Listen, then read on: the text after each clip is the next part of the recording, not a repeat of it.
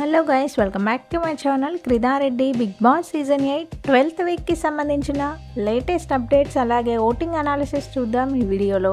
గౌతమ్కి ఇది చాలా మంచి ఎపిసోడ్ అనే చెప్పాలి. సంచాలక్గా చాలా ఫేర్గా అయితే ఆడాడు. దాని గురించి కూడా మాట్లాడుకుందాం. అంతకన్నా ముందు వీడియో చూస్తున్న వాళ్ళు మన వీడియోని లైక్ చేయండి. అలాగే మీ ఫేవరెట్ కంటెస్టెంట్ ఎవరన్నది నాకు కమెంట్ చేయండి. మీ కమెంట్స్ వల్లనే తెలుస్తుంది జెన్యూన్గా ఎవరికి ఎక్కువ ఫ్యాన్స్ ఉన్నారు అనేది. 5 కంటెండర్స్కి బిగ్ బాస్ అయితే గేమ్ పెట్టాడు. ఒక డైస్ రోల్ చేయాల్సి ఉంటుంది. వాళ్ళు తాడు సాయంతో ఒక చిన్న టేబుల్ పైన నిల్చుంటారు. 3 బ్లూ కలర్స్ 3 రెడ్ కలర్స్ అయితే ఉంటాయి. డైస్ రోల్ చేసి ఒక్కొక్కరిని తీసేయాల్సి ఉంటుంది. అయితే 5 కంటెస్టెంట్స్ ఉన్నారు కాబట్టి గౌతమ్ అయితే డైస్ మీద పేర్లు రాశాడు.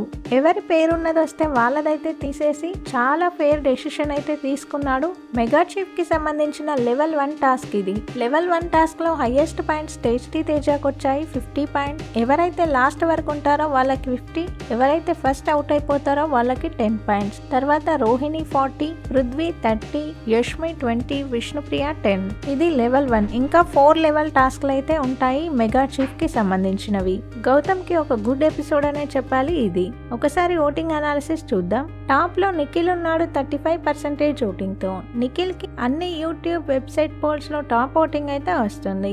సెకండ్ ప్లేస్ లో నబీల్ ఉన్నాడు 29% ఓటింగ్ తో. నబీల్ కి ఇది డేంజర్ ఓటింగ్ అనే చెప్పాలి ఒక రకంగా. విన్నర్ కి పోటీ పడే నబీల్ సడన్ గా విన్నర్ రేస్ నుంచి తప్పుకున్నాడు. టాప్ 5 లో అయితే ఉంటాడు కానీ విన్నర్ రేస్ లో గౌతమ్ నిఖిల్ మాత్రమే పోటీ పడతారు. థర్డ్ ప్లేస్ లో ప్రేరణ ఉంది 15% ఓటింగ్ తో.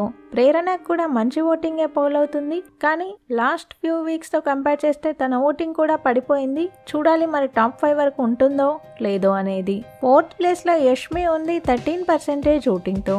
యష్మికి డేంజర్ జోన్ ఓటింగ్ అయితే పోల్ అవుతుంది ఈ వారం. ఇక లాస్ట్ లో 5th ప్లేస్ లో పృథ్వీ ఉన్నాడు 12% ఓటింగ్ తో.